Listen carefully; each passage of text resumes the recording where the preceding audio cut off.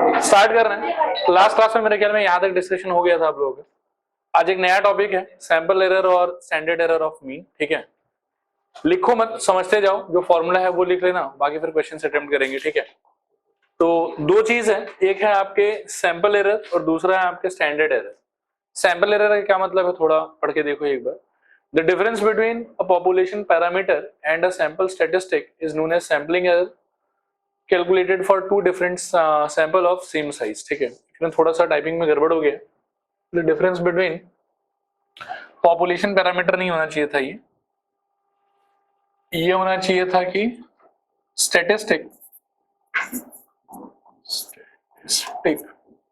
Of two different sample is known as sampling error. Actually कुछ अलग चीज है, सैंपल एरर होना चाहिए था इसको, sample error, and it is calculated for two different samples of same size. Sample error is equal to ये। देखो सैंपलिंग आई होप थोड़ा बहुत याद है, और आज मैं थियोरेटिकल डिटेल में भी आप लोगों के साथ में जाने का ट्राई करूंगा, ये सब सारा पार्ट एक्सप्लेन करने के बाद में। ठीक है, सैंपल एरर का मतलब क्या है कि दो अगर आपके पास में अलग अलग सैंपल है, उन दोनों सैंपल से आया हुआ आंसर के बीच का डिफरेंस। अब दो अलग अलग सैंपल तो हो ही सकते हैं। मानो कि आपका क्लास है, आपका क्लास है, सपोज करो कि टोटल मिला के 200 स्टूडेंट है उसके अंदर। मानो कि मैं एक स्टूडेंट को बोलूं कि तुम कोई 10 बच्चा का नाम लेके आओ, और दूसरे स्टूडेंट को बोलो कि तुम भी 10 बच्चा का नाम लेके आओ, तो दोनों सेम 10 बच्चा का नाम लेके आएगा ऐसा जरूरी नहीं है। और दोनों का मानो कि रिसेंटली प्रीबोर्ड जो है आप लोग का, तो आप दोनों का परसेंटेज ऑफ मार्क्स जो है वो एवरेज निकालने का ट्राई करो कि मैथ्स में कितना मिला 10 लोगों को।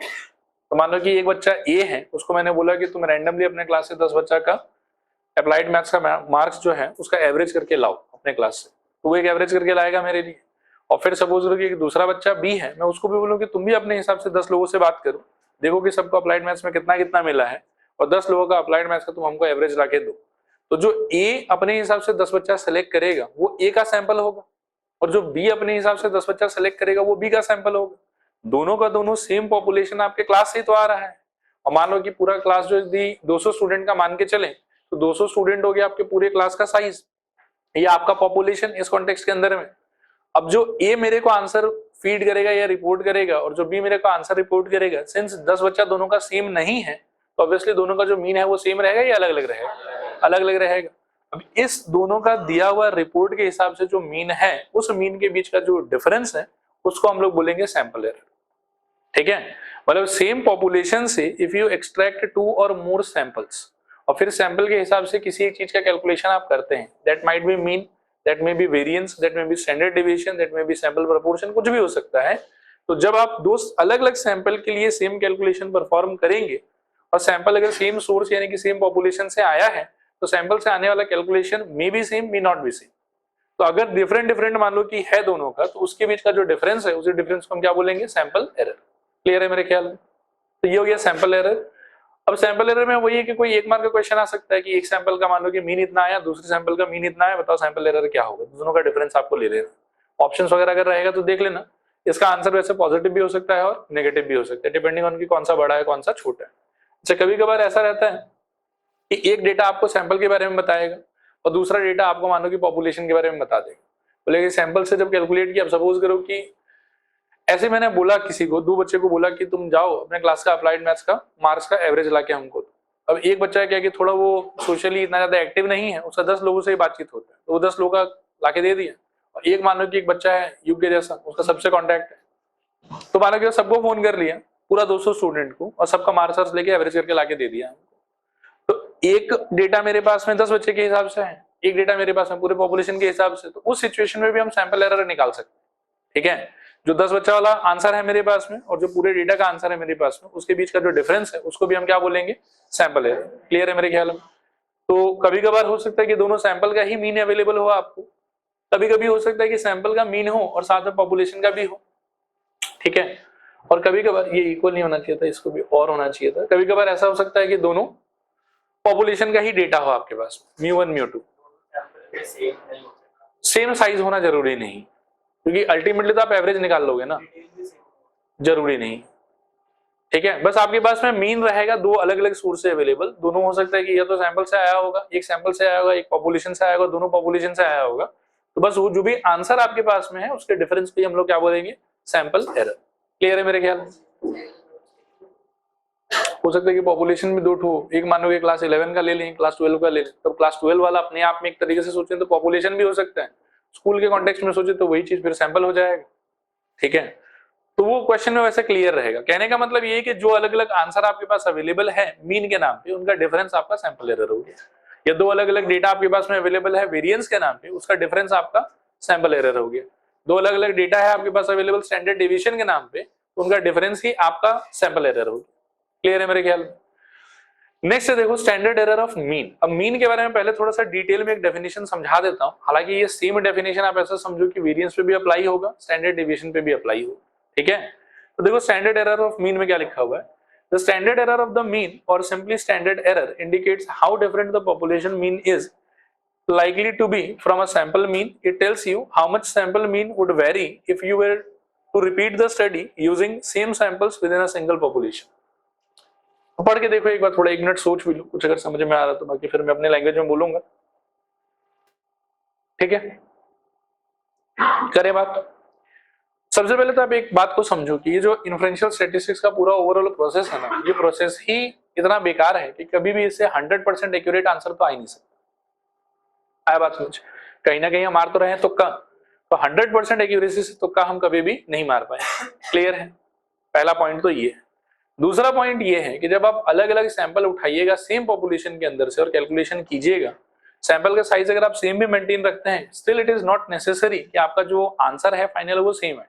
जैसे मार्क्स के कॉन्टेक्स्ट में आप बात करके देख लो कि 200 लोग का क्लास है, अगर मानो कि मैं 10-10 का सैंपल उठाता हूं तो पहले सैंपल से हो सकता है कि मेरा एवरेज जो 56 आ रहा होगा, उसमें हो सकता है कि कुछ बच्चा बहुत अच्छा किया होगा, कुछ लोग बहुत खराब किया होगा, ये क्या पता सब लोग एक जैसा 56 के आसपास ही स्कोर किया होगा। जो दूसरा सैंपल मैं लूंगा हो सकता है कि उससे जो मेरा एवरेज है वो 70 आ जाए, हो सकता है कि उससे मेरा एवरेज 40 आ जाए। क्लास के सारे अच्छे स्टूडेंट लोग का यदि मैं एवरेज लूं 10 लोगों का तो ऑब्वियसली एवरेज ज्यादा आएगा। सारा खराब स्टूडेंट्स का ही अगर एवरेज लूं तो कम आएगा, थोड़ा अच्छा थोड़ा खराब लूं तो बीच में आएगा। तो अलग अलग सैंपल से मेरा जो आंसर है वो अलग अलग आ सकता है।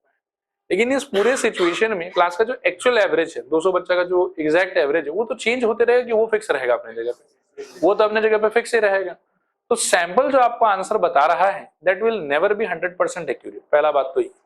दूसरा बात कि सैंपल के आंसर में और पॉपुलेशन के एक्चुअल आंसर में कितना का डिफरेंस हो सकता है, यही चीज बताता है आपको स्टैंडर्ड एरर। अगर समझ में आया तो बोलो फिर आगे बढ़े। नहीं, फिर से बताते हैं एक बार, सोचो जो क्लास का एक्चुअल एवरेज है 200 लोगों का, वो तो कोई फिक्स एक नंबर होगा।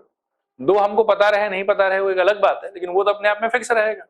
अब जब मैं सैंपल ड्रॉ करके और उस एवरेज को निकालने का ट्राई करूंगा, लास्ट क्लास हमने क्या सीखा एस्टिमेशन थ्योरी, कि सैंपल से जो आंसर आता है उसी को हम पॉपुलेशन का आंसर एक बार के लिए मान लेते हैं, क्योंकि पॉपुलेशन का कई बार कैलकुलेशन कर पाना हमारे लिए फीजिबल नहीं होता है। ठीक है, अब लेकिन इसके अगर और थोड़ा सा डेप्थ में हम लोग घुसे तो सिंस हम सैंपल को लेके बात कर रहे हैं तो इट इज क्वाइट क्लियर कि जरूरी नहीं है कि सैंपल का आंसर एक्चुअली पॉपुलेशन के आंसर को रिप्रेजेंट करेगा ही करेगा। हम लोग अपने लिमिटेशंस की वजह से उसको मान ले रहे हैं कि वो पॉपुलेशन का आंसर होगा, बट द पॉइंट इज कि हमारे थ्योरी में ही डिफेक्ट है। हम क्लियर हैं कि मतलब सेम तो होगा नहीं। अब अलग अलग सैंपल लेके जब आप काम करोगे तो अलग अलग सैंपल आपको अलग अलग आंसर देगा। आया बात समझ? स्टैंडर्ड एरर आपको बताता है कि सैंपल से आया हुआ जो आपका आंसर है वो एक्चुअल पॉपुलेशन के आंसर से कितना आगे पीछे रहेगा। आया बात समझ? ये चीज आपको स्टैंडर्ड एरर बताता है। एक बार और थोड़ा पढ़ के देखो। सैंपल एरर भी तो ऐसा ही कुछ रहता है क्या? सैंपल एरर दो सैंपल के बीच का ही डिफरेंस है। म्यू इन्वॉल्व हो भी सकता है, नहीं भी हो सकता है। सैंपल एरर का मान लो कि थोड़ा वेग डेफिनेशन है, ये भी आंसर है, ये भी आंसर है, ये भी आंसर है। और स्टैंडर्ड एरर का लेकिन मीनिंग बिल्कुल अलग है, डिफरेंट है। आप एक बार रीड करो फिर मैं वापस बात करता हूँ, कंफ्यूजन से क्लियर करेंगे। स्टैंडर्ड एरर में बस पॉपुलेशन का ही आएगा, सैंपल का नहीं आएगा। स्टैंडर्ड एरर का बिल्कुल अलग से एक फॉर्मूला होगा। ठीक है, वो फॉर्मूला ये अगले पेज पे, इसका ये रहा, इसका ये रहा, इसका ये रहा। अब इस वैल्यू का जो कॉन्टेक्स्ट है, जो मीनिंग है, वो हम थोड़ा समझना चाह रहे हैं। मान लो सपोज करो, ऐसा समझो कि 200 लोग का एवरेज अगर मैं लेता हूं तो एक्चुअली वो एवरेज कुछ मान लो कि 72 के आसपास आता है। अब मान लो कि एक सैंपल मैं ले लूं और उस सैंपल से मान लो कि मेरे एवरेज 40 आ रहा है, तो इन लोग दोनों के बीच का तो बहुत ह्यूज डिफरेंस है। एक दूसरा सैंपल मैं लूं, मान लो कि वहां से 56 आ रहा बात समझ, उसमें भी मानो कि एक्चुअल डेटा से तो बहुत डिफरेंस है। एक्चुअल डेटा का 72 होना चाहिए था एवरेज, इसका 56 ही आ रहा है। ये एक और अच्छे स्टूडेंट लोग का डेटा ले लूं तो मान लो इसमें 92 ही आ जाए एवरेज मेरा, है बात समझो, तो वापस से लेकिन वो एक्चुअल डेटा से तो बहुत आगे चला गया, ठीक है। तो स्टैंडर्ड एरर बेसिकली आपको बताता है कि रैंडमली अगर आप कोई सैंपल उठाते हैं, वो सैंपल से जो आपको आंसर मिलेगा वो ऑन एन एवरेज आपके एक्चुअल रीडिंग से ऑफ द पॉपुलेशन कितना दूर होने का चांसेस है बात समझ, उसका वो एवरेज बताता है। अब यहाँ पर वो सब चीज को फिर से कैलकुलेट पूरा करके दिखाना वो तो बहुत डिफिकल्ट है, हाँ कॉन्टेक्स्ट में आपके दिमाग में जरूर डाल सकता हूँ। अब जैसे अलग अलग सैंपल लेके मेरे पास मानो कि एक 56 आया मेरे एवरेज सैंपल का, तो वो कितना दूर है मेरे उससे, 72 माइनस 56 कितना आ जाएगा बताओ, 16 आ जाएगा। एक में मान लो कि मेरे 70 आ रहा है तो वो कितना दूर है 2, एक में मेरे मान लो कि 92 आ रहा है वो कितना दूर है, हाँ 20 दूर है। अब किसी में पॉजिटिव भी रहेगा डिफरेंस और किसी में डिफरेंस क्या रहेगा, नेगेटिव भी रहेगा। अब एक तरीके से आप ऐसा सोचो, मतलब ये एक्चुअल थ्योरी नहीं है, जैसे एक आइडिया देने के लिए बता रहा हूं आप लोगों को, ठीक है। जैसे ये अलग अलग डिफरेंस आ रहा है आपके, अब मानो कि अगर 200 लोग का ही पॉपुलेशन है आपका, तो टोटल नंबर जो सैंपल आप पिक कर सकते हो वो इनफाइनाइट है कि वो फिक्स है, मेरे ख्याल में कितना है वो 200C10 ही हो जाएगा अगर मैं 10-10 लोग का सैंपल पिक करता हूं। 200 लोग का अगर पूरा पॉपुलेशन है और मुझे मानो कि 10-10 लोग का सैंपल पिक करना है, तो वो मैं इनफाइनाइट अलग अलग तरीके से कर सकता हूँ कि फिक्स ही तरीका है, कितने तरीके से ही कर सकता हूँ, मेरे ख्याल में फिक्स ही तरीका है। कितना तरीका होगा वो ऑल टुगेदर 200C10, उतना ही तरीके से कर पाऊंगा। अब वो जो अलग अलग सैंपल आएगा और सबका मान लो कि एक कुछ ना कुछ एवरेज आएगा और सब लोग जो है वो एक्चुअल डेटा से थोड़ा वेरी कर रहा होगा, तो सबका सैंपल का एवरेज का difference from actual average of the population को निकाल के और स्क्वायर करके यदि आप एवरेज ले लेते हो तो जो आएगा उसको बोलते हैं स्टैंडर्ड एरर ऑफ मीन। आया कॉन्टेक्स्ट समझ की बाउंसर एकदम, मैं बोल रहा हूं थोड़ा लेकिन दिमाग में जोड़ दो, ठीक है। और बाकी तो ये सब चीज इंपॉर्टेंट नहीं है, सीधा मानो कि आपको फॉर्मूला याद रहे तो काम आपका हो जाए, लेकिन फिर भी एक बार कॉन्टेक्स्ट सुनने का ट्राई करो। मानो कि 200 लोग का एक क्लास है, रिसेंटली प्री बोर्ड्स हुआ है सबका, ठीक है, और मैं जानना चाहता हूं कि प्री बोर्ड में अप्लाइड मैथ्स में एवरेज क्या है स्टूडेंट लोग का। तो एक तरीका है कि चलो 200 लोग का सबका मार्क्स ले लो, एवरेज कर लो, एक्चुअल डेटा आ जाएगा मेरे पास। मान लो कि वो एक्चुअल डेटा 72 है, ठीक है। अब लेकिन मैं चाहता हूं कि मैं सैंपल ड्रॉ करूं 10 का और उसके हिसाब से प्रेडिक्शन करूं answer. I don't want to calculate the marks of 200 students and from there I want to take the average, नहीं करना चाहता मैं चाहता हूं कि 10 के सैंपल से काम करूं। तो सबसे पहला क्वेश्चन मेरा आपसे ये है कि ये 10-10 स्टूडेंट का जो सैंपल है ये मैं कितने तरीके से पिक कर पाऊंगा आउट ऑफ 200 स्टूडेंट्स। 200C10 जो कि इनफाइनाइट नहीं है, फिक्स ही कोई एक नंबर होगा, इतना अलग अलग सैंपल विड्रॉ कर सकता हूं। अब सारे सैंपल का जब मैं मीन कैलकुलेट करूंगा तो खुद का कोई एक मीन आएगा, हर एक सैंपल का अपना अपना। लेकिन एक्चुअल पॉपुलेशन 200 लोग का मीन तो कितना आ रखा है, 72 आ रखा है, ये 72 होगा सपोज करो। अभी जो सारा मीन आएगा, ठीक है, अलग अलग सैंपल का, जरूरी नहीं कि सारा एग्जैक्टली 72 ही आंसर देगा मेरे को, कोई 50 भी आंसर देगा, कोई 56 भी देगा, कोई 92 भी देगा, कोई 98 भी दे सकता है। आया बात समझ। तो ये जो सारा मीन का एवरेज आया, सॉरी सारा सैंपल का जो मीन या एवरेज आया होगा वो एक्चुअल पॉपुलेशन के मीन या एवरेज से थोड़ा तो आगे पीछे होगा।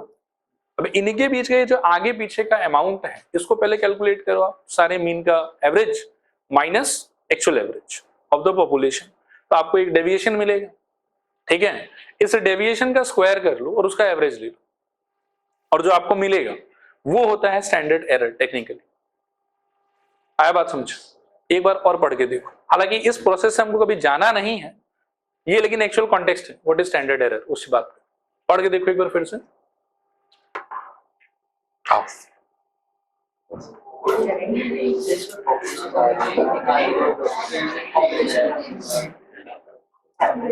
अब ऐसा सोचो कि कहीं से कोई अगर करके दे दिया हो, तो कई बार ऐसा होता है कि पॉपुलेशन का एक्चुअली कैलकुलेट करना तो पॉसिबल है नहीं। ये तो मैं एक इजी एग्जांपल जस्ट एक्सप्लेन करने के हिसाब से ले रहा हूँ कि मतलब समझ में आ जाए।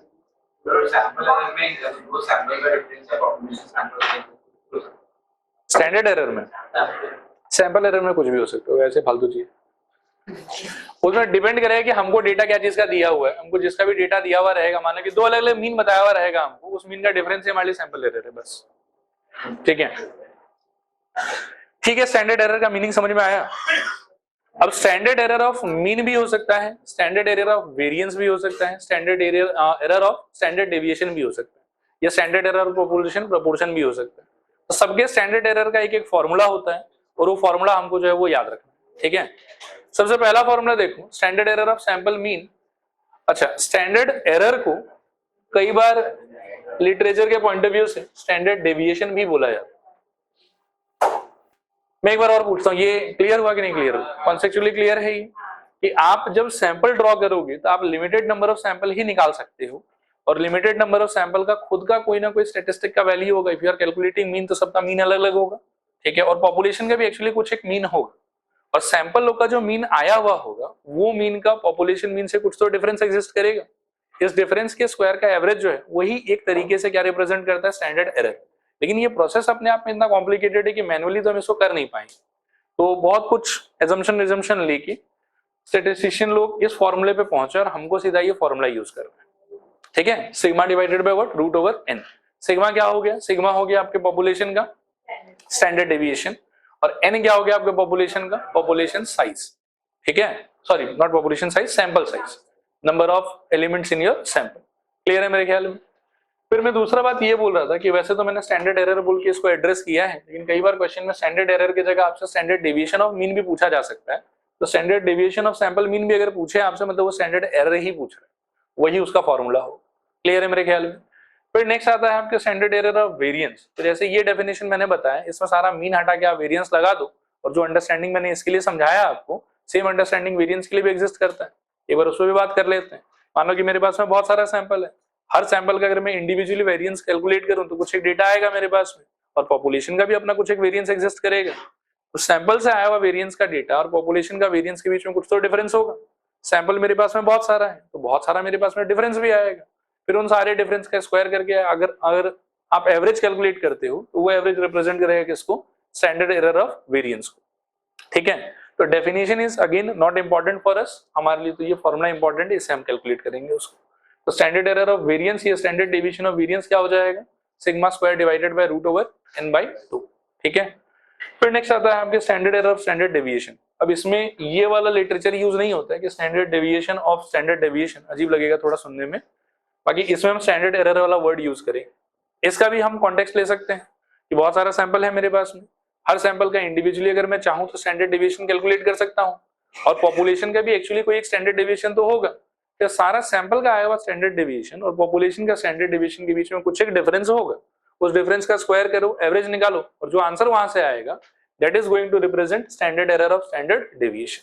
और उसके लिए भी आपको क्या कि मैनुअली ये पूरा काम करने का बिल्कुल दरकार नहीं है, आप सीधा सीधा क्या कि ये फॉर्मूला यूज कर सकते हैं। देखो क्लियर है कि नहीं क्लियर? पक्का? सैंपल एरर के बीच में कुछ नहीं करना है आपको, जो भी सैंपल का ये पॉपुलेशन का इंफॉर्मेशन अवेलेबल है डायरेक्ट उसका डिफरेंस ही आपका सैंपल एरर है। स्टैंडर्ड एरर के लिए लेकिन आपके पास में हर पार्ट के लिए फॉर्मूला है, तो फॉर्मूला आपको याद रखना है, ठीक है। देख लो वापस से, मीन का क्या है बताओ?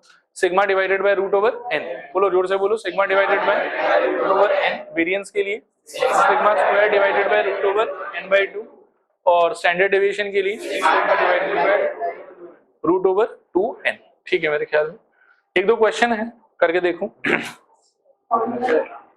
अच्छा, फॉर्मूला का ना एक काम मैं करता हूं कि आज पक्का पीडीएफ में दे ही दूंगा आप लोगों को, आज जहां तक पढ़ाया पार्ट 1 बोल के, फिर आगे पीडीएफ और बाद में देते रहे, ठीक है।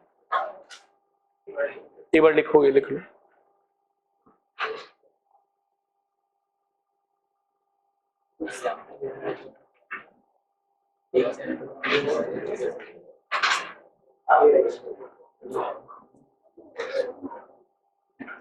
हो गया होगा?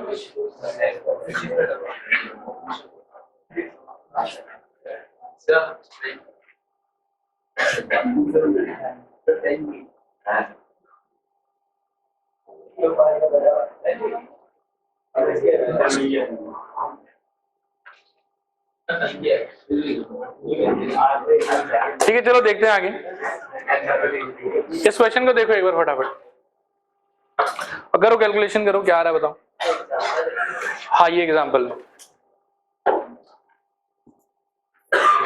a sampling distribution of sample means x bar is formed from a population with mean weight इतना and standard deviation इतना. What is the expected value and standard deviation of x bar if the sample size is 36? ठीक है।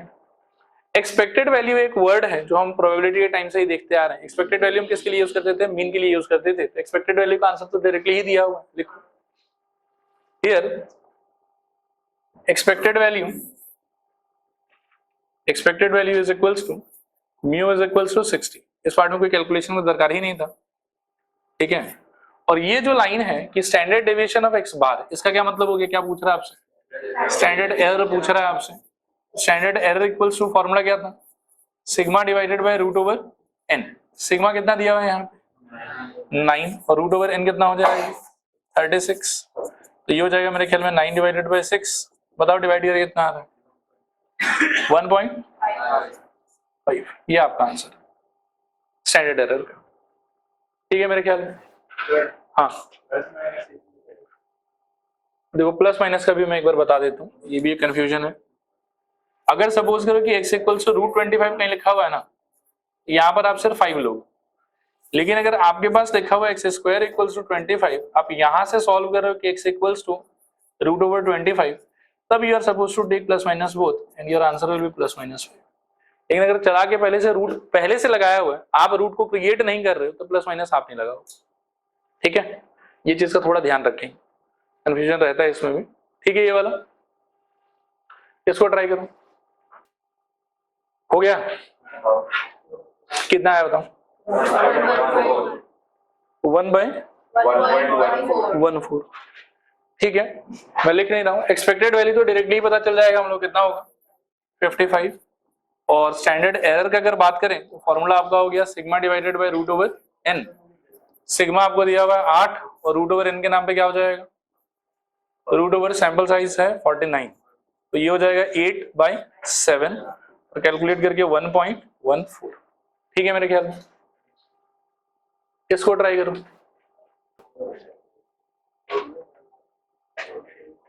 बताओ एक बार। Last class के हिसाब से अगर आपको याद हो तो हमने एस्टिमेशन थ्योरी में ये पढ़ा था कि पॉपुलेशन का अगर हमको वेरिएंस का एस्टिमेट चाहिए तो वो हम सैंपल के वेरिएंस के एस्टिमेट से निकाल सकते हैं। मतलब सैंपल का जो भी वेरिएंस मेरे निकल के आएगा वही वेरिएंस हम क्या बोल देंगे कि पॉपुलेशन का भी वेरिएंस हो जाएगा। और सिंस फाइनली मेरे को पॉपुलेशन के वेरिएंस में इंटरेस्ट है, मेरा फॉर्मूला हो जाएगा sigma square is equals to summation of x i minus x bar का whole square divided by n. Use नहीं करूंगा, क्या यूज करूंगा n-1 यूज करूंगा। उसके लिए जो भी टेबल वेबल बना के काम करना है। अच्छा इसमें एक प्रॉब्लम और भी है कि एक्स बार का भी वैल्यू दिया हुआ तो है नहीं हमको, तो एक्स बार भी हमको निकाल के रखना पड़ेगा और फिर सिग्मा स्क्वायर निकालना पड़ेगा।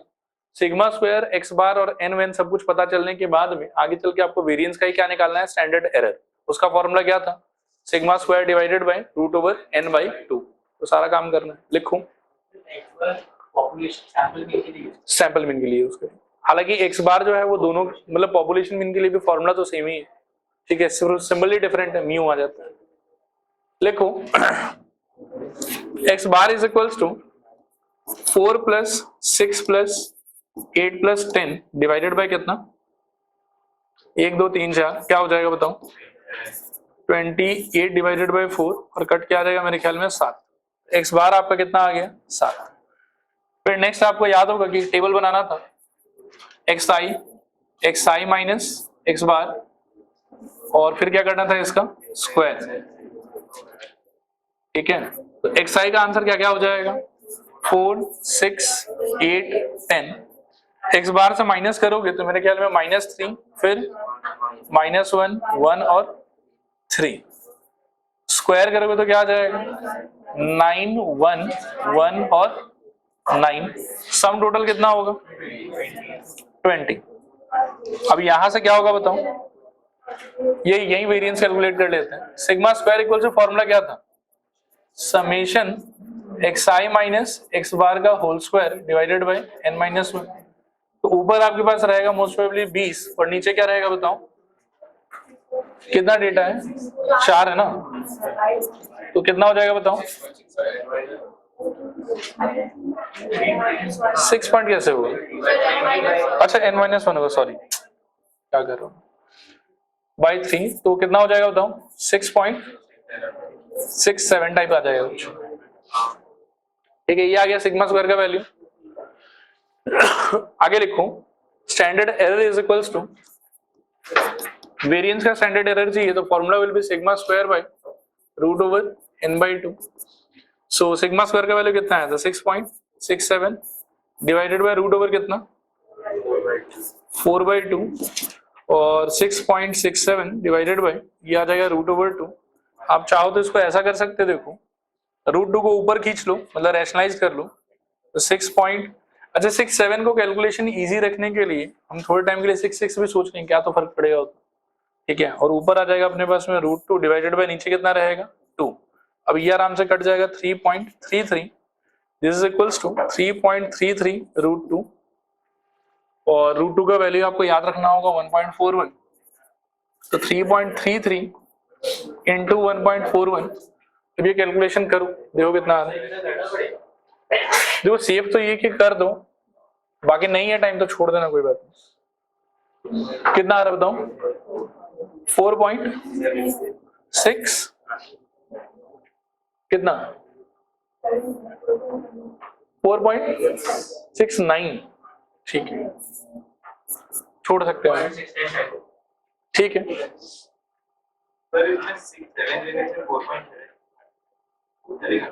चलेगा, थोड़ा बहुत आगे पीछे हो सकता है, कोई इशू नहीं।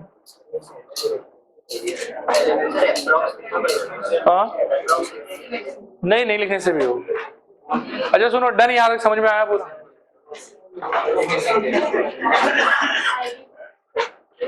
ठीक है, सुनो अभी जो कह रहा हूं इसको ध्यान से सुनना और दिमाग में बिठाने का ट्राई करो। स्टैटिस्टिक्स का ऐसा है कि आपके किताब में कुछ बहुत ज्यादा ही सामान सब जो है वो दिया हुआ, जो हम लोग को एक्चुअली चाहिए नहीं, ठीक है।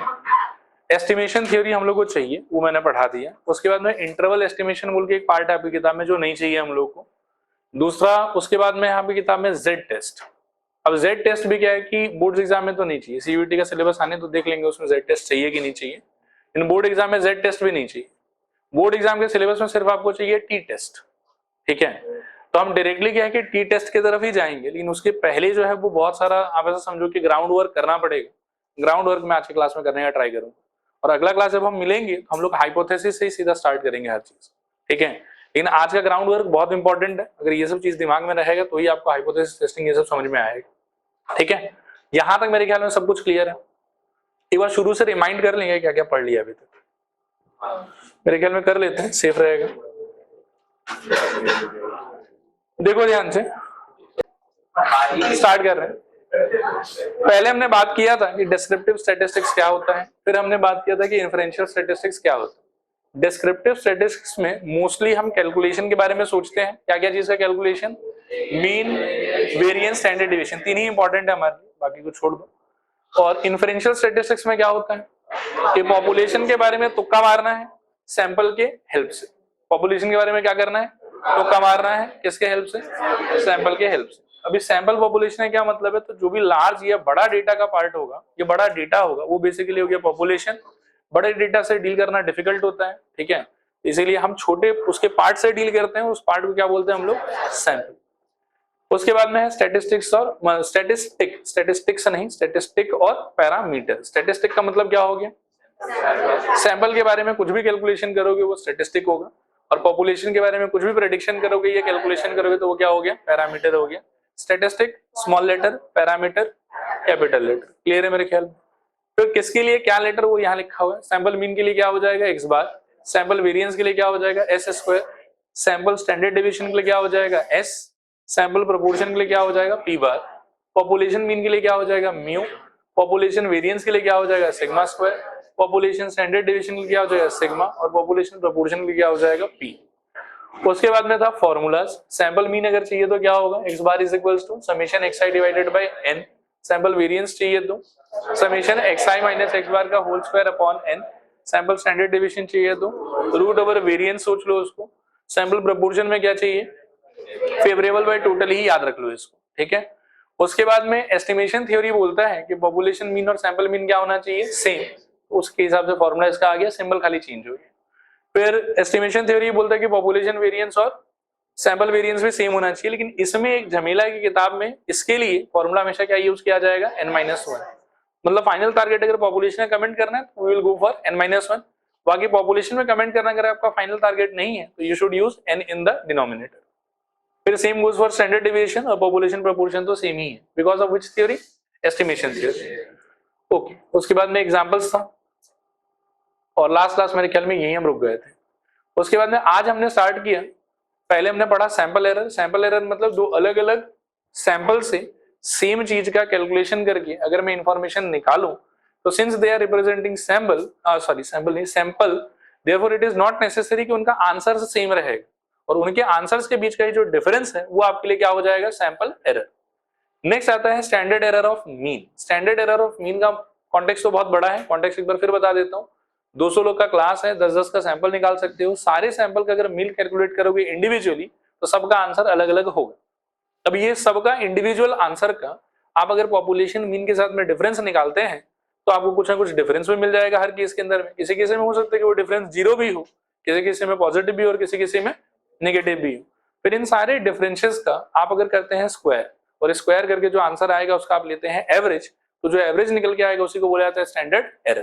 तो स्टैंडर्ड एरर बेसिकली ये बताता है कि आपका सैंपल का आंसर और एक्चुअल पॉपुलेशन का आंसर के बीच में फासला कितना होगा, दैट इज गिवन बाय, मतलब फासला एवरेज फासला तो सबका हमने इंडिविजुअली कैलकुलेट किया था, बट ऑन एन एवरेज वो कितना डिफरेंस होगा वो चीज आपको कौन बताता है, स्टैंडर्ड एरर। ये इसका कॉन्टेक्स्ट है। इन कॉन्टेक्स्ट का आचार नहीं डालना है आप लोग को, आराम से ये फॉर्मूला याद रखना है। Standard error of sample mean के लिए क्या होगा, sigma divided by root over n. Standard error of variance के लिए क्या होगा, sigma square divided by root over n by 2। और standard error of standard deviation कितना हो जाएगा, sigma divided by root over 2n। Clear है मेरे ख्याल। चलते हैं आगे, बाकी ये क्वेश्चन देख लिया। इसके बाद में आते हैं नेक्स्ट वाले पार्ट। अब आप देखो कुछ कुछ नया चीज इंट्रोड्यूस कर रहा हूं, ठीक है, और दिमाग में रखने का ट्राई करना है इन लोग। आप सपोज करो कि एक पॉपुलेशन है आपका, वही 200 स्टूडेंट का क्लास ले लो, और आप 10 स्टूडेंट का मानो कि अप्लाइड मैथ्स का एवरेज मार्क निकाल लिए। एवरेज मार्क निकालने का एक एवरेज आपके पास में आ गया। अब आप अपने इस कैलकुलेशन को लेके और अपनी इस प्रेडिक्शन को लेके, ठीक है, 100% श्योर तो कभी नहीं हो सकता।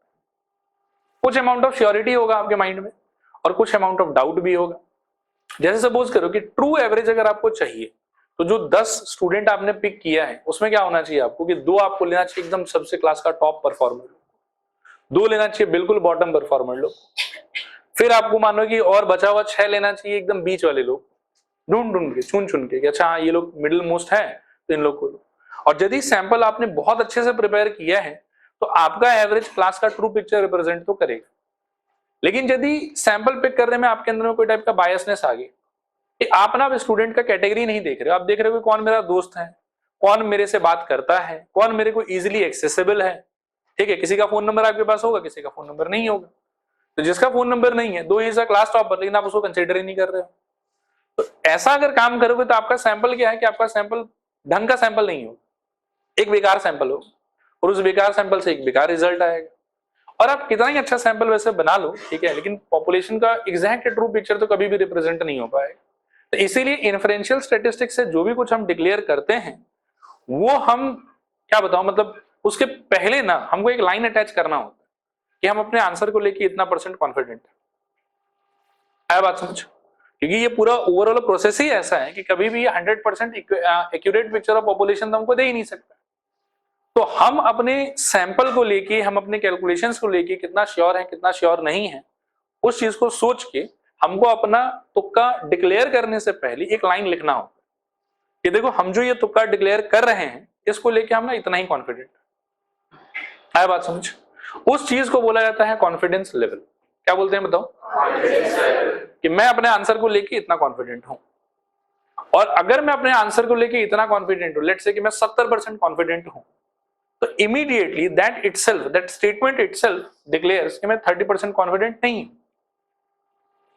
ये 30% डाउट है हमको। तो जितना आप कॉन्फिडेंट हो वो हो गया आपका कॉन्फिडेंस लेवल अपने आंसर को लेकर। जितना आपको डाउट है वो हो गया आपका सिग्निफिकेंस लेवल। बोलना चाहिए था डाउट लेवल, लेकिन पता नहीं लोग सिग्निफिकेंस क्यों वर्ड यूज किए, बाकी यूज वर्ड सिग्निफिकेंस होता है। जितना कॉन्फिडेंट हो, जितना श्योर हो, वो हो गया आपका कॉन्फिडेंस लेवल। जितना आपको डाउट है वो हो गया आपका सिग्निफिकेंस लेवल। कॉन्फिडेंस लेवल और सिग्निफिकेंस लेवल का जो सम है, अगर आप डेसिमल में बात कर रहे हो तो it is always going to be 1। If you are 70% sure, that means कि आपका कॉन्फिडेंस लेवल ये तो 70% प्रोबेबिलिटी के हिसाब से, और ये फिर 0.7, ठीक है। और सिमिलरली अगर आप 70% कॉन्फिडेंट हो तो आपको अपने पे डाउट कितना है, अपने आंसर पे कितना डाउट है, 30%। तो आपका लेवल सिग्निफिकेंस लेवल कितना हो जाएगा इमीडिएटली, 30% या फिर 0.3। और दोनों का सम अगर परसेंटेज में बात कर रहे हो तो 100 आएगा, और डेसिमल में बात कर रहे हो तो कितना आएगा, 1 आएगा, ठीक है। इनफैक्ट दोनों का जो सिंबल भी है वो भी एक दूसरे को आप ऐसा समझो कि पार्थ ये बोलते मैं सिग्निफिकेंस इन 100%। देखो देखो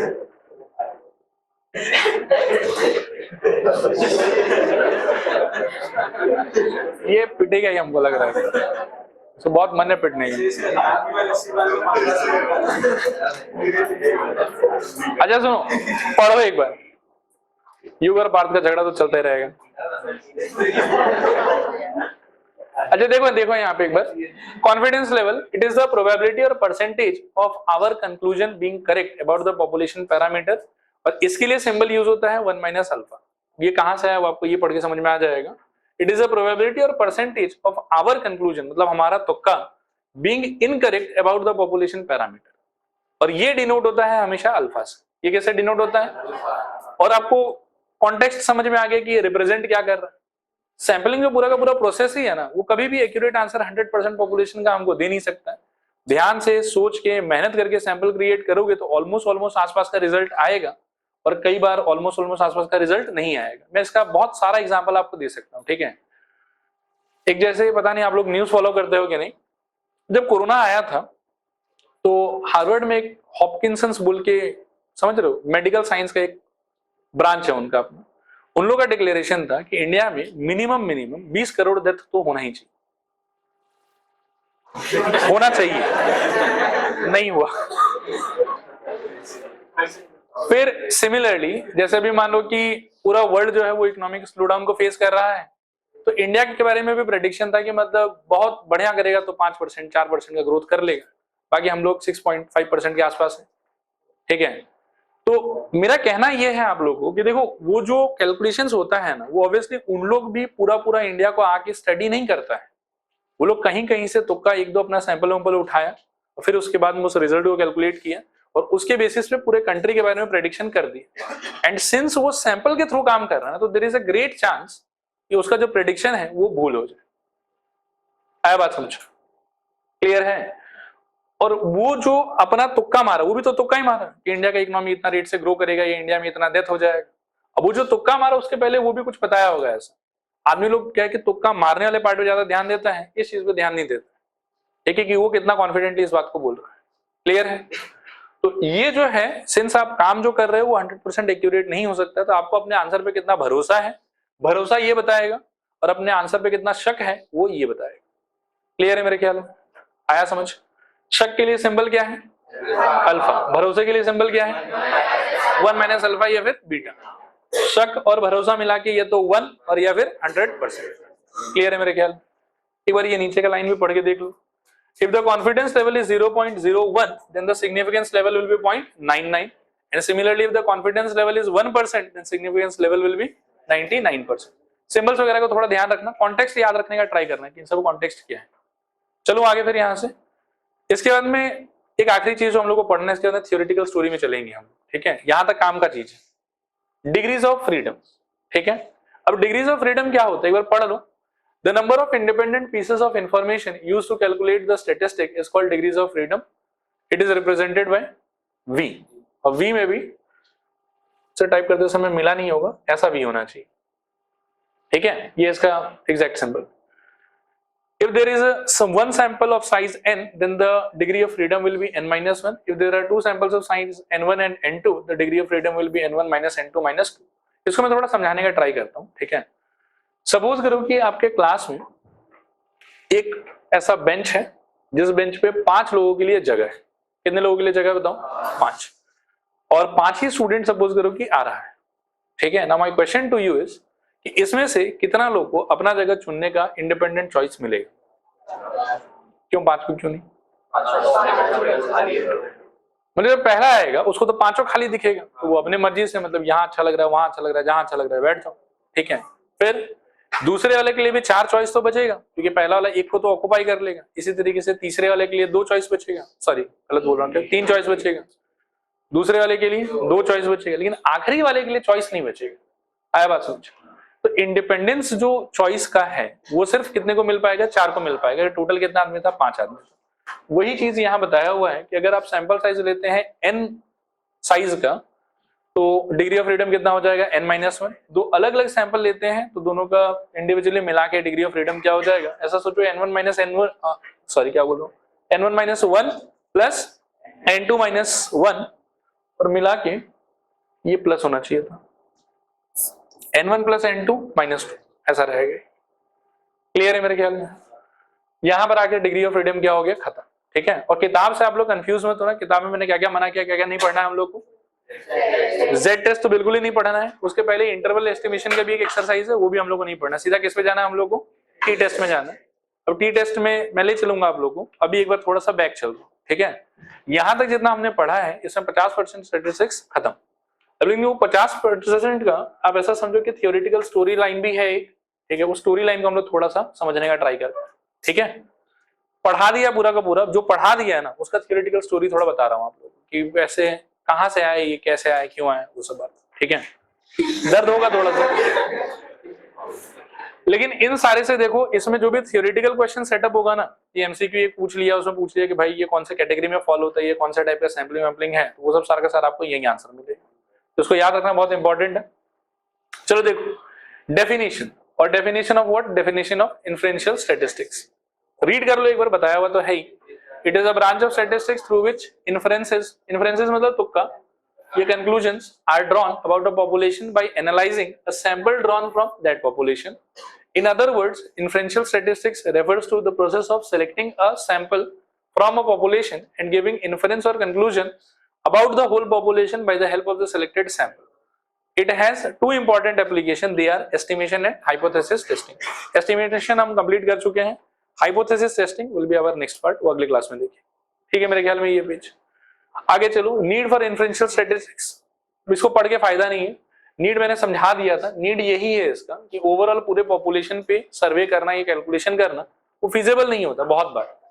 ठीक है, तो इसीलिए हम लोगों को क्या है कि पूरा का पूरा कैलकुलेशन नहीं करके एक्चुअली हम उसका एक पार्ट ड्रॉ करते हैं अपने हिसाब से, और ड्रॉ करके उस पार्ट पे जो भी सर्वे परफॉर्म करना है वो करते हैं, और उस पार्ट से आए हुए आंसर को फिर एक्स्ट्रापोलेट करके पूरे पॉपुलेशन के बारे में एक डिक्लेरेशन हम लोग बताते हैं। क्लियर है मेरे ख्याल में?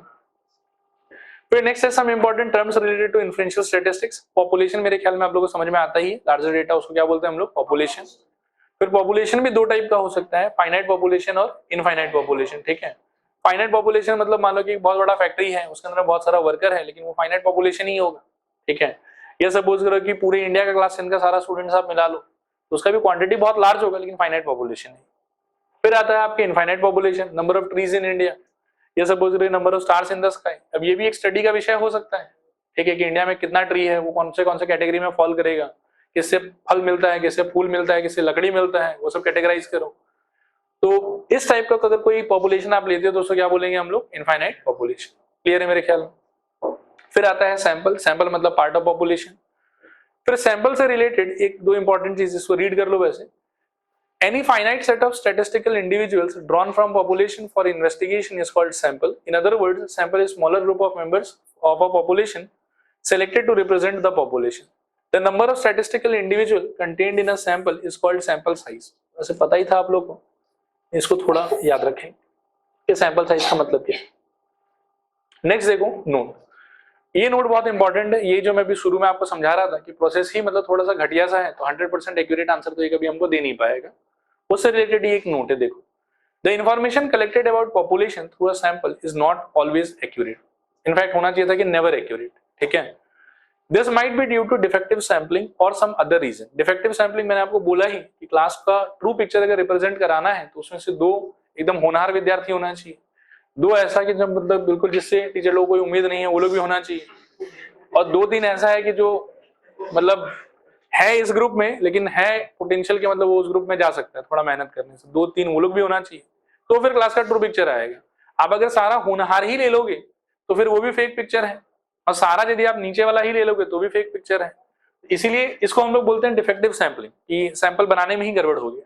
और कई बार ऐसा हो सकता है कि सैंपल वैंपल सब ठीक बनाया, फॉर्मुला वॉर्मुला ही गलत प्लेस कर दिया, ये कैलकुलेशन में कोई एरर हो गया, तो वो सम अदर एरर की कैटेगरी में चला जाएगा, इन प्रेडिक्शन आपका गलत हो जाएगा, इन दोनों में से कुछ भी अगर हुआ तो।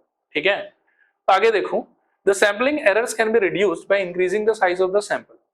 मतलब अगर 200 में से 10 के जगह आप 50 स्टूडेंट का ग्रुप बनाने लग जाओ तो नंबर ऑफ सैंपल रिड्यूस हो जाएगा, और फिर ऑलमोस्ट सबका जो आंसर है वो एक जैसा आने लग जाएगा। तो जैसे जैसे आप सैंपल का साइज बढ़ाने लग जाओगे, पॉपुलेशन के साइज के पास पहुंचने लग जाओगे, तो वैसे वैसे जो सैंपलिंग एरर है आपका डिफेक्टिव सैंपलिंग की वजह से वो धीरे धीरे क्या होने लगेगा, कम होने लगेगा। क्लियर है? आगे देखो, the sample is generally considered to be small. इसको स्मॉल मानते हैं अगर 30 या उससे कम साइज का हमारा सैंपल हो तो, और सैंपल को हम लार्ज मानते हैं अगर 30 से ज्यादा हो।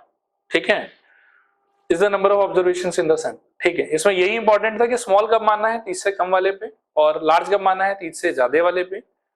कभी भी करेक्ट आंसर 100% ये दे नहीं पाएगा हम। ठीक है, और इनकरेक्ट होने के पीछे दो रीजन हो सकता है, डिफेक्टिव सैंपलिंग और या फिर कैलकुलेशन का या फॉर्मूला का कुछ उस टाइप का एरर आ जाए हमारे पास। नेक्स्ट आता है difference between population and sample. ये एकदम एग्जैक्टली याद रखना, हो सकता है कि आपसे 2 डिफरेंस या 3 डिफरेंस पूछ ले इन पर्टिकुलर 2 मार्क का। तो पॉपुलेशन मतलब वही बकवास चीज सभी है, पॉपुलेशन मतलब लार्ज डेटा। हाँ, ये अच्छा सवाल है।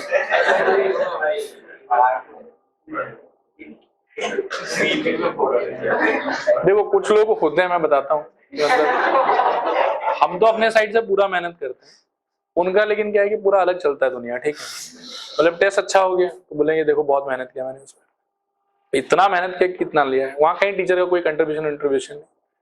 फिर टेस्ट खराब हो गया, नहीं सर ने ठीक से पढ़ाया नहीं हमको, अभी सर पढ़ाते ही नहीं है तो मैं क्या करूँ।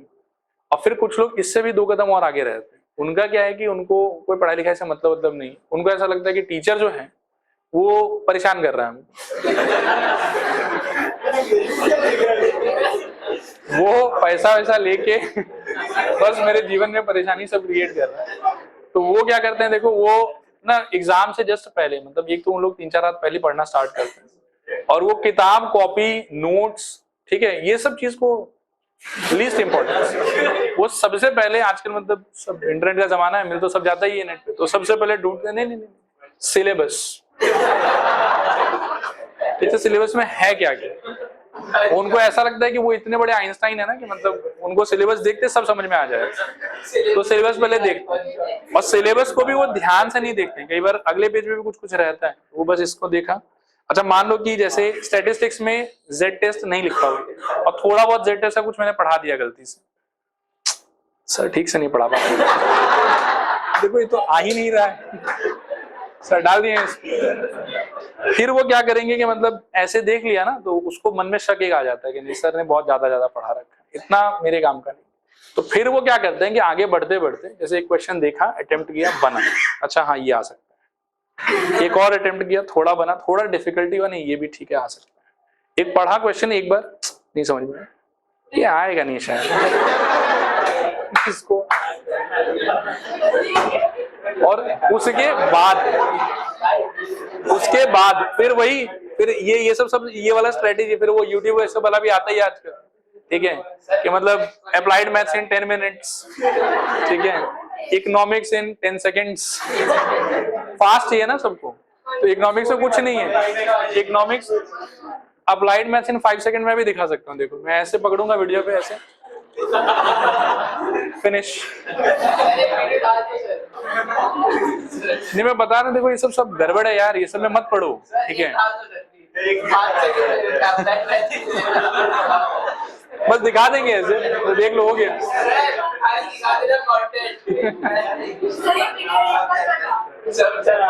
वीडियो को तो मैं देख लूंगा, आप लोग बात को समझो, मतलब ये समस्या है, और इस समस्या की वजह से कई बार क्या है कि आप में पोटेंशियल रहने के बावजूद भी आप सही जगह नहीं जा पाते।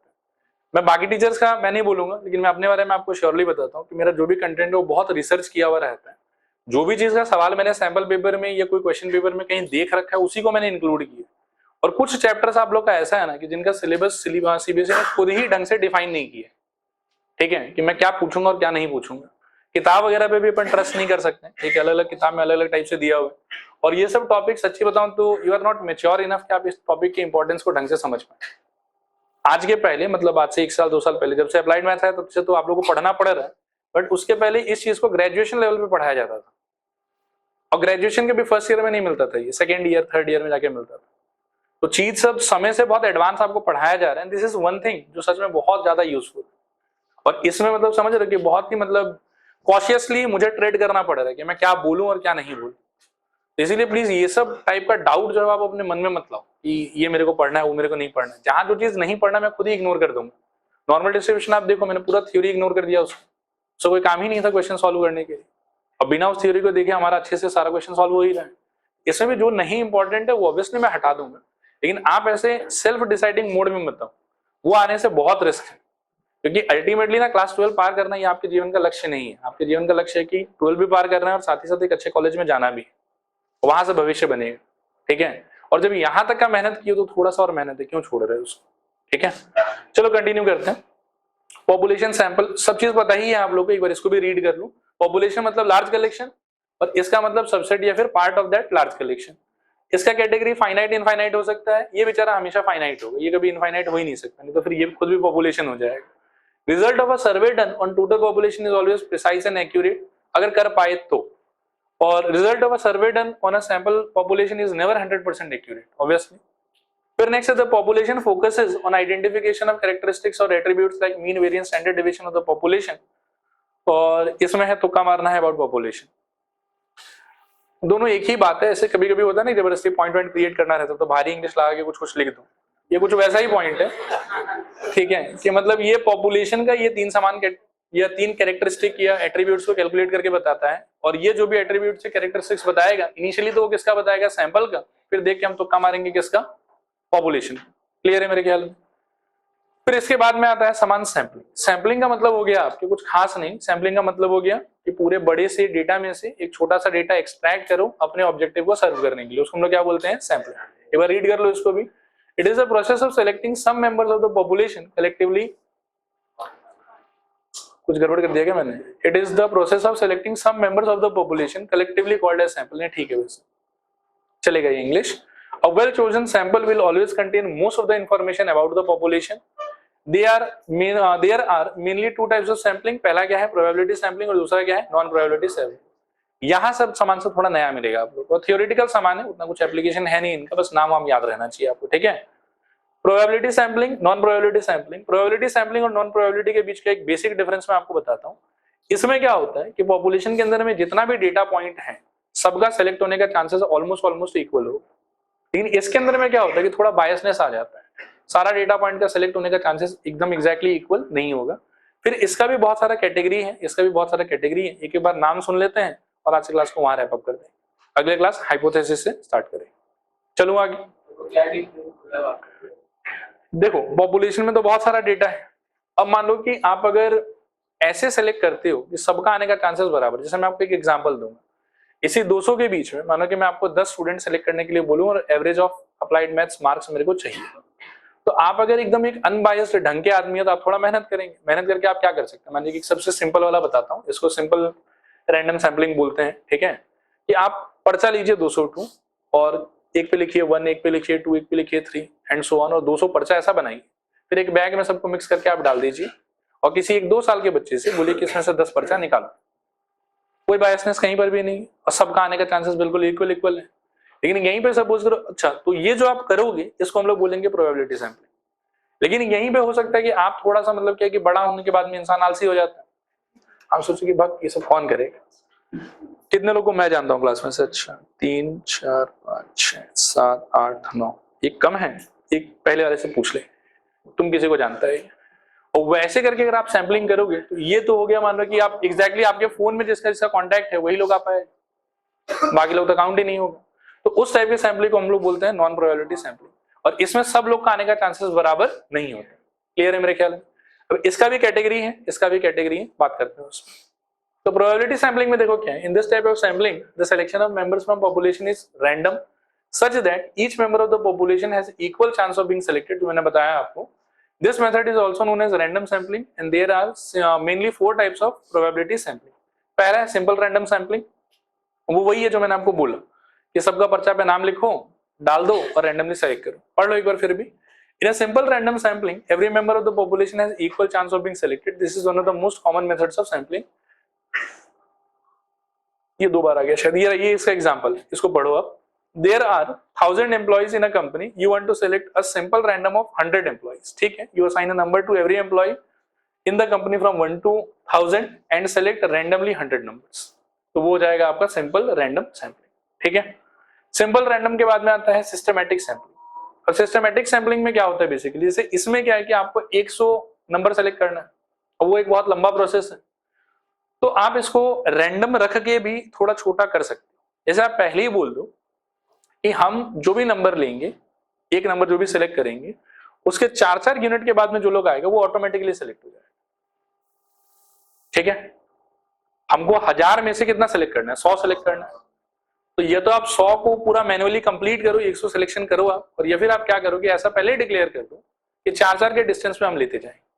तो पहला जो भी सिलेक्ट होगा उसे 4-4 के डिस्टेंस में हमको लेना। अब आप बोलोगे सर क्या पता 995 ही पहला आ गया, तो कोई बात नहीं, रिपीट कर लेंगे उसको। ठीक है, लेकिन रिपीटेशन के अंदर कभी तो ऐसा होगा कि 100 यूनिट के गैप के पहले ही कोई एक नंबर सेलेक्ट हो जाएगा मेरा, आ रहा है बात समझ, और ऑटोमेटिकली फिर बाकी सिलेक्शन हो गए। तो अब इसको ये नहीं बोल सकते कि ये बायस सिलेक्शन है, इसमें भी सबका आने के चांसेस है तो बराबर सा ही, लेकिन इसमें मेरे को सैंपलिंग करते समय टाइम ज्यादा नहीं लगेगा, जल्दी हो जाएगा मेरा। ठीक है, उसको हम लोग बोलते हैं सिस्टमैटिक सैंपलिंग। पढ़ लो एक बार। Systematic sampling is similar to simple random sampling, but it is slightly easier to conduct. Every member of the population is assigned a number, but instead of randomly selecting the numbers are chosen at regular intervals. ठीक है, पढ़ के देखो। 1000 employee है, सबको alphabetical order के कुछ चीज में अरेंज करके 1 से लेकर 1000 तक का नंबर दे दिया पहले। You randomly select number 4 from first 10 numbers and then 10th person in the list is selected. 4, 14, 24 and so on. मानो कि पहला पर्चा जो आपने पिक किया उसमें नंबर आया आपके 4, और मन में आपने सोच रखा था कि 10-10 के इंटरवल पे जो भी रहेगा हम उसको ले लेंगे, तो 4 नंबर जिसका किसी का भी वो सिलेक्ट हो गया ऑटोमेटिकली, फिर 14 हो गया, 24 हो गया, 34 हो गया, और ऐसे करके 100 मेंबर जो है वो सिलेक्ट हो गया। तो इसको हम बोलते हैं सिस्टमैटिक सैंपलिंग। इसका भी थ्योरेटिकल क्वेश्चन आ सकता है कि एक सिचुएशन बना के दे देगा, लेकिन ऐसे कर रहे हैं, बताओ इस 4 में से कौन सा करेक्ट नाम है इसका। ठीक है, फिर आता है स्ट्रेटिफाइड सैंपलिंग। इसको पढ़ के देखो एक बार। In stratified sampling the population is divided into sub groups called strata based on the relevant characteristic like gender, age, income, profession, etc. The members from each subgroup are selected using simple random और systematic sampling. अब देखो बहुत बार ऐसा भी होता है कि मतलब आजकल देख रहे हो कि जेंडर इक्वालिटी और ये सब का बात चल रहा है, तो सपोज करो कि मतलब है बड़े बड़े कंपनी में ऐसा होता है, जैसे है ये 1000 एम्प्लॉई है, तो इसमें तो मेल फीमेल पूरा मिक्स है। ठीक है, अब मान लो कि 1000 में से 700 मेल है, हाँ, ये 300 सपोज करो कि फीमेल है, उल्टा भी हो सकता है कहीं कहीं पे, जरूरी नहीं कि सेम ही हो, बट मान लो कि ऐसा है। अब आप अगर सिस्टमैटिक सैंपलिंग या मान लो कि सिंपल रैंडम सैंपलिंग करते हो, तो हो सकता है कि 95 मेंबर जो आप सेलेक्ट करो वो मेल ही आ जाए, उस पर तो कंट्रोल है नहीं हमारा, और बाकी 5 लोग जो है वो मान लो कि फीमेल है। तो उसमें क्या होगा कि जो एक्चुअल इनका रेशियो है, उस रेशियो का रिप्रेजेंटेशन तो आपके सिलेक्शन में नहीं हो रहा है। बात समझ, इन कई बार ऐसा है कि नहीं इसको सेम मेंटेन करना है मेरे को, जिस रेशियो में पॉपुलेशन है उसी रेशियो में सिलेक्शन भी होना चाहिए। उस केस में फिर हम क्या करेंगे, जैसे हमको 100 एम्प्लॉय चाहिए, हमारे डिसाइडेड रहेगा कि 70 मेरे को इसमें से लेना है और 30 मेरे को इसमें से लेना है, तो मैं पहले ही इनको कैटेगराइज करके अलग अलग कर दूं कि 1000 का एक साथ में सिलेक्शन नहीं करूंगा, 700 अलग, 300 अलग, 700 में से 70, 300 में से 30। तो फिर इसमें भी मतलब सबका आने के चांसेस ऑलमोस्ट इक्वल सा ही है। इसमें यह है कि जो भी एक्चुअल में कंपनी के एम्प्लॉयज का कॉम्पोजिशन है मेल फीमेल के रेशियो के हिसाब से, वो सेम कॉम्पोजिशन आपके सिलेक्शन में भी रिफ्लेक्ट होगा। आया बात समझ, और इस चीज को हम लोग बोलते हैं स्ट्रेटिफाइड सैंपलिंग। क्लियर है मेरे ख्याल में, पढ़ के देखो एक बार। There are 700 male employees, 300 female employees in your company. You want to select a sample of 100 employees reflecting the gender balance of the company. Divide the employees into subgroups. Male and female employees. Select 70 members and 30 female employees using simple random or systematic sampling. Clear है मेरे ख्याल में? Next आता है cluster sampling. ठीक है? Probability sampling का ये last है. Cluster sampling में क्या होता है देखो कि मान लो कि एक कंपनी है, उसके पास में टोटल 10,000 एम्प्लॉई है, इन जो उसका ऑफिसेज है वो ऐसा समझो कि पूरे इंडिया में डिस्ट्रीब्यूटेड। अभी उसको क्या है कि मेल फीमेल का बैलेंस भी करना है और उसको ये बैलेंस भी करना है कि हर ऑफिस से भी इक्वल रिप्रेजेंटेशन होना चाहिए। आया बात सोच, तो उसको और फर्दर सब ग्रुप्स में इसको डिवाइड करना पड़ेगा और फिर हर जगह से जो वो इक्वल नंबर जो है वो एक तरीके से सिलेक्ट करना पड़ेगा। तो ऐसा अगर आप एक लेयर से 2 लेयर पे चले जाते हो स्पेसिफिकली, उसको हम लोग बोलते हैं क्लस्टर सैंपलिंग। रीड करके देख लो, नहीं समझ में आएगा तो समझा दूंगा। Cluster sampling also divides the population into subgroups, but each subgroup has similar characteristics as of the whole population. This method is useful for the population if the population is dispersed. मैं एक example बताता हूं, उससे शायद ज्यादा अच्छे से समझ में आ जाएगा. मान लो कि टोटल लेट्स से 10,000 एम्प्लॉई हैं और 10 ऑफिस में हजार एम्प्लॉई, मेल फीमेल का रेशियो 70:30 सब जगह मेंटेन किया. तो अब आपको उसमें से मान लो कि निकालना है टोटल 100 ही निकाल, ठीक है, सब में 100 सेलेक्ट करना है. ये लोग सब मिलके यूरोप जाएगा, कोई एक सेमिनार अटेंड करके आएगा. तो अब आप क्या करोगे कि आप एक ऑफिस से सारा तो नहीं पिक कर सकते, तो आप ये कैलकुलेशन कर लो कि कौन से ऑफिस में मेल का रिप्रेजेंटेशन कितना होना चाहिए और कौन से ऑफिस में फीमेल का रिप्रेजेंटेशन कितना होना चाहिए. मैं जो सोच रहा हूँ शायद उससे 7-7 आएगा हर एक ऑफिस के अंदर में. 10 ऑफिस अगर है तो 70 चाहिए मेरे को, तो 7-7 हर ऑफिस से आना चाहिए. तो हर ऑफिस में अब क्या होगा कि जो 1000 एम्प्लॉय था पहले वो 700-300 में टूटेगा और 700 में से एक ऑफिस में से मैं कितना सेलेक्ट करूंगा, 7 ही सेलेक्ट करूंगा. ओवरऑल ऐसा नहीं करूंगा मैं कि सारे ऑफिसर्स का सारा मेल को कंबाइन कर दिया, ठीक है, और सारे ऑफिसर्स का सारा फीमेल को कंबाइन कर दिया और 100 लोग को ले लिया, दोनों को मिला. क्योंकि उसमें क्या हो सकता है कि फिर एक ऑफिस से ज्यादा एम्प्लॉय आ सकता है, बाकी ऑफिस से हो सकता है कि एक भी एम्प्लॉय ना आए. तो आप अगर इसी तरीके से सिलेक्शन के पहले ही डेटा को और अगर सब डिवाइड कर देते हो, और सिलेक्शन मतलब क्या कि अलग अलग जगह से चेरी पिक करते हो, उस चीज को हम लोग क्या बोलेंगे, क्लस्टर सैंपलिंग. ठीक है मेरे ख्याल में. पढ़ लो. Suppose a company has its branches in 15 cities. You want to select a sample of 100 employees. It is difficult to select members from each branch. So first select any 5 branch and then select 20 members from each branch. ये भी है, या फिर जो मैंने समझाया वो उसको आप दिमाग में रखो, बेटर रहेगा. क्लस्टर सैंपलिंग क्लियर है मेरे ख्याल में. क्लस्टर सैंपलिंग के बाद आता है नॉन प्रोबेबिलिटी सैंपलिंग. ये वही हो गया कि जिसमें सबका आने का बराबर से चांसेस नहीं रहेगा, कुछ लोग का ज्यादा रहेगा और कुछ लोगों का कम रहेगा. खराब ये है, लेकिन सबसे आसान कंडक्ट करना इसी को होता है. ठीक है, तो मोस्टली जो किया जाता है वो यही वाला किया जाता है. ठीक है, ये लेकिन और ज्यादा खराब है, ये मतलब और बेकार रिजल्ट देता है. लेकिन वही है कि एफिशिएंसी से मैटर नहीं करता, इसको कंडक्ट करना इजी रहता है, तो इसीलिए इसको करते हैं. नेक्स्ट देखो, सबसे पहला इसके अंदर में कन्वीनियंस सैंपलिंग, कि आपके लिए जो सबसे आसान हो आप वो कर लो बस. ठीक है, नाम में कन्वीनियंस है. मेरे ख्याल में समझ में आएंगे. वही 10 लोग जो फोन के कॉन्टेक्ट में है, वही कन्वीनियंस सैंपलिंग हो गया आपका. फिर है वॉलेंटरी रिस्पॉन्स सैंपलिंग. अब मान लो कि आप एक बैनर लगा दो स्कूल में कि हमको 10 स्टूडेंट का मार्क्स चाहिए, इसका एवरेज निकालना है हमको, तो वो हो जाएगा आपका वॉलेंटरी रिस्पॉन्स. ये वॉलेंटरी रिस्पॉन्स का एक दूसरा एग्जांपल देता हूँ. सपोज करो कि आप किसी एक ऑर्गेनाइजेशन से जुड़े हुए हैं, खून, रक्त, ब्लड, ऐसा कोई भी ऑर्गेनाइजेशन का नाम हो सकता है, जो मान लो कि ब्लड कलेक्ट करता है और हॉस्पिटल वगैरह में जो है अगर इमरजेंसी नीड अराइज हो तो उसको सप्लाई करता है. ठीक है, अब वो लोग ऐसा तो नहीं कर सकते कि रास्ता में 10-15 को पकड़ ले कि आओ एक बोतल खून दो तुम, तो बहुत डिफिकल्ट हो जाएगा. खून में लेकिन उन लोगों को चाहिए, ब्लड बैंक मेंटेन करना पड़ेगा. ठीक है, तो उन लोग क्या करते हैं, उन लोग मतलब क्या कि पैम्पलेट बनाता है, प्रचार करता है इस बात का कि देखो हम लोग जो है वो ब्लड डोनेशन कैंप चलाएंगे, शिविर चलाएंगे, आप लोग आइए अपनी मर्जी से थोड़ा खून दीजिए हम लोग को, ये वो. तो उसको हम लोग बोलते हैं वॉलंटरी रिस्पॉन्स सैंपलिंग, कि आप अपनी तरफ से एडवर्टाइज करके छोड़ दो, and whoever wants to participate in your survey they will come themselves and participate.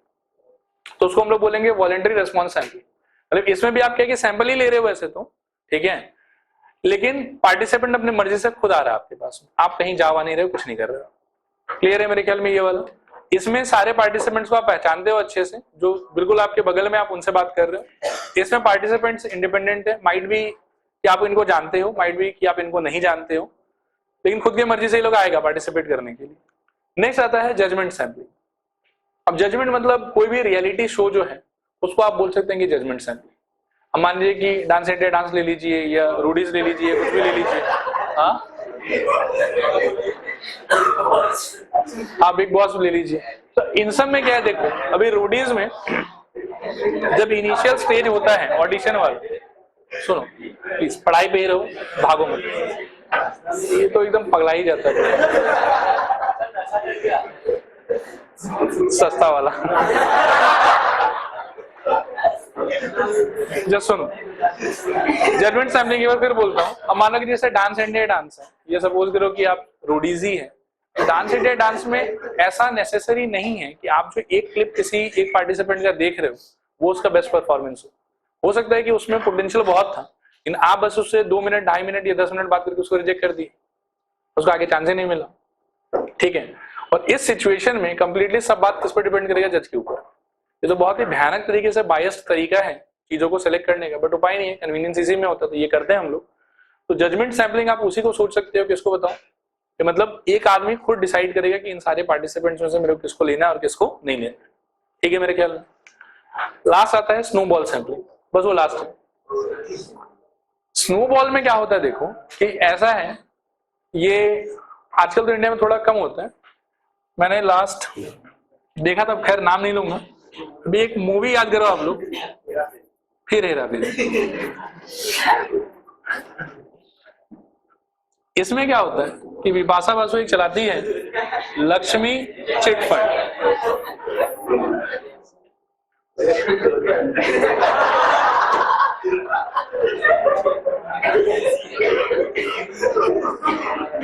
अभी इस चिट फंड विषय में क्या होता है कि ऐसा बहुत सारा और कंपनी का भी होता है, मत करो सुनो, एक वर्ड है ये वाला जिसको बोलते हैं मल्टी लेवल मार्केटिंग स्कीम। ठीक है, कि वो क्या करेगा कि मान लो कि मैं तो नहीं करूंगा लेकिन एग्जांपल मैं खुद से ले लेता हूँ, मान लो कि मेरे साथ स्कैम हो गया एक बार, कोई हमको पकड़ा दिया कि ठीक है आप 10,000 रुपया जमा कर दीजिए और आप क्या है कि ये 400-500 सामान ले जाइए हमारा और आप 2 और पार्टिसिपेंट लाके दीजिएगा, तो आपके आपके पार्टिसिपेंट के 10,000 रुपए में से आपको 2,000 रुपया मिलेगा, और फिर आपके पार्टिसिपेंट यदि और पार्टिसिपेंट लेके आते हैं तो उसमें से भी आपको 500-500 रुपया मिलेगा, और ऐसे कर करके आपके नीचे एक बहुत बड़ा चेन बन जाएगा और आप करोड़पति हो जाएंगे 10 दिन में। रेफर एंड अर्न नहीं है एक्चुअली ये, इसमें बहुत घटिया स्कैम है ये, छोड़ो आया बात समझ। तो उसको बोलते हैं स्नोबॉल सैम्पलिंग, मतलब पहले आप खुद कोई चीज में पार्टिसिपेट करोगे and then you will be compelled कि आप फर्दर और पार्टिसिपेंट आप लाके ज्वाइन करो, फिर आप जिनको ज्वाइन कराओगे वो और पार्टिसिपेंट पकड़ के लाएगा। आया बात समझ आप, एकदम पहुंचे स्कीम। तो उसको स्टैटिस्टिक्स के भाषा में बोलते हैं स्नोबॉल सैम्पलिंग। स्नोबॉल का क्या प्रॉपर्टी होता है कि ऊपर से आता है और जैसे जैसे वो नीचे आता रहता है वो बड़ा साइज में होता रहता है। ठीक है, तो वही चीज है, इसका बेस्ट एग्जांपल है मल्टी लेवल मार्केटिंग, कि खुद फंसो फिर बाकी को फंसाओ। ठीक है, तो वो वाला काम है। क्लियर है मेरे ख्याल में। पैरामीटर पहले से पता है, जल्दी जल्दी बस बोलते जाओ। पैरामीटर क्या था? पॉपुलेशन का जो भी कोई कैलकुलेशन है वो पैरामीटर होगी। फिर ये सब स्टैटिस्टिक क्या है? सैंपल का जो है वो होगी। ये बेकार है मेरे ख्याल में, छोड़ो। स्टैटिस्टिकल इन्फरेंस भी आपको पता ही है सारा का सारा, कि सैंपल के हेल्प से पॉपुलेशन का प्रेडिक्शन करना है हम लोग। 2 टाइप का इंपॉर्टेंट एप्लीकेशन, एक एस्टिमेशन और दूसरा हाइपोथेसिस टेस्टिंग। एस्टिमेशन के अंदर में पॉइंट एस्टिमेशन है और क्या है? इंटरवल एस्टिमेशन, लेकिन ये सिलेबस का पार्ट नहीं है। देखो ध्यान से, स्टैटिस्टिकल इन्फरेंस, एस्टिमेशन और हाइपोथेसिस टेस्टिंग। एस्टिमेशन मेरे ख्याल में हम जानते हैं क्या है, नहीं है। हाइपोथेसिस टेस्टिंग आगे सीखेंगे। एस्टिमेशन के अंदर में 2 चीज था, एक था पॉइंट एस्टिमेशन और दूसरा क्या था? Interval estimation. पॉइंट एस्टिमेशन का मतलब वही है जो पहले आपने पढ़ रखा है कि सैंपल का मीन पॉपुलेशन का मीन होगा, सैंपल का वेरिएंस पॉपुलेशन का वेरिएंस होगा, सैंपल का स्टैंडर्ड डेविएशन पॉपुलेशन का स्टैंडर्ड डेविएशन होगा। यही है पॉइंट एस्टिमेशन। इसी को हम लोग बोलते हैं एस्टिमेशन थ्योरी।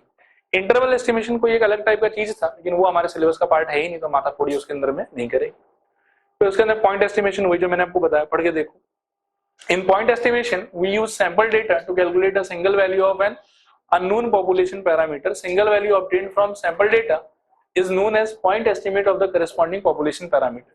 ये जनरलाइज करके उस बात को बता रहा है कि सैंपल डेटा से आया हुआ जो वैल्यू है वही चीज बेसिकली पॉपुलेशन के उस समान को रिप्रेजेंट करेगी। जैसे सैंपल से अगर आप मीन निकाल लिए तो वही पॉपुलेशन का मीन बना देंगे हम। सैंपल से अगर आप वेरिएंस निकाल लिए तो उसी को हम लोग पॉपुलेशन का वेरिएंस बना देंगे। और सैंपल से आप अगर स्टैंडर्ड डेविएशन निकाल लिए तो उसी को हम पॉपुलेशन का स्टैंडर्ड डेविएशन बना देंगे। क्लियर है मेरे ख्याल में। फिर ये लाइन भी अपना पढ़ा हुआ है कि sample mean is the point estimate of population mean, sample standard deviation is the point estimate of population standard deviation, and sample proportion is the point estimate of population proportion. यहाँ variance का बात नहीं लिखा हुआ, लेकिन वो भी मेरे को लिखना चाहिए था कि sample variance is the point estimate of population variance. Clear है मेरे ख्याल में पूरा। तो ये था थियोरेटिकल एस्पेक्ट, और प्रैक्टिकल एस्पेक्ट में हम कहां तक पहुंच गए हैं? कॉन्फिडेंस लेवल और सिग्निफिकेंस लेवल। बाकी अगले क्लास में डायरेक्टली हाइपोथेसिस, फिर टी टेस्ट और फिर ऑलमोस्ट ये खत्म। चलो आज के लिए